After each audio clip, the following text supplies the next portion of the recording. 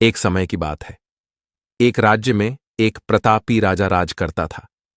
एक दिन उसके दरबार में एक विदेशी आगंतुक आया और उसने राजा को एक सुंदर पत्थर उपहार में दिया। राजा वह पत्थर देख बहुत प्रसन्न हुआ। उसने उस पत्थर से भगवान विष्णु की प्रतिमा का निर्माण कर उसे राज्य के मंदिर में स्थापित करने का निर्णय लिया और प्रतिमा निर्माण का कार्य राज्य के महामंत्री को सौंप दिया। महामंत्री गांव के सर्वश्रेष्ठ मूर्तिकार के पास गया और उसे वह पत्थर देते हुए बोला, महाराज मंदिर में भगवान विष्णु की प्रतिमा स्थापित करना चाहते हैं। 7 दिवस के भीतर इस पत्थर से भगवान विष्णु की प्रतिमा तैयार कर राजमहल पहुंचा देना। इसके लिए तुम्हें 50 स्वर्ण मुद्राएं दी जाएंगी।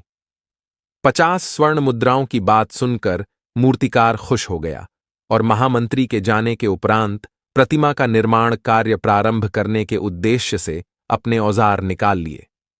अपने औजारों में से उसने एक हथौड़ा लिया और पत्थर तोड़ने के लिए उस पर हथौड़े से वार करने लगा, किंतु पत्थर जस का तस रहा। मूर्तिकार ने हथौड़े के कई वार पत्थर पर किए, किंतु पत्थर नहीं टूटा।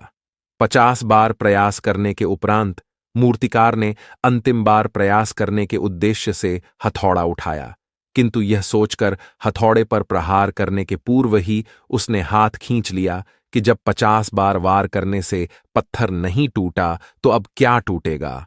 वह पत्थर लेकर वापस महामंत्री के पास गया और उसे यह कह वापस कर आया कि इस पत्थर को तोड़ना नामुमकिन है, इसीलिए इससे भगवान विष्णु की प्रतिमा नहीं बन सकती।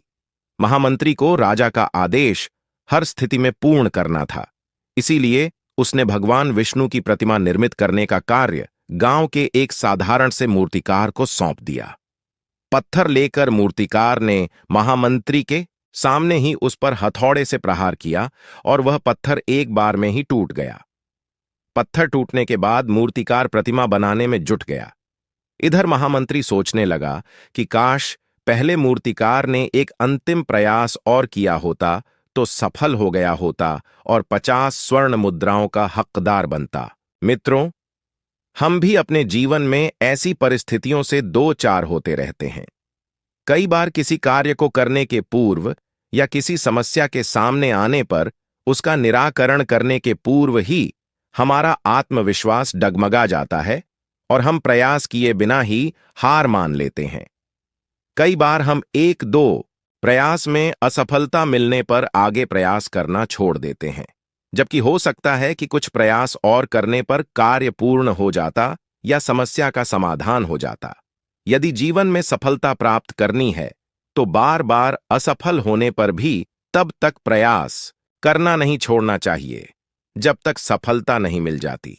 क्या पता जिस प्रयास को करने के पूर्व हम हाथ खींच लें वही हमारा अंतिम प्रयास हो और उसमें हमें कामयाबी प्राप्त हो जाए। स्टोरी अच्छा लगा तो लाइक, शेयर एंड सब्सक्राइब करने के लिए न भूले। धन्यवाद।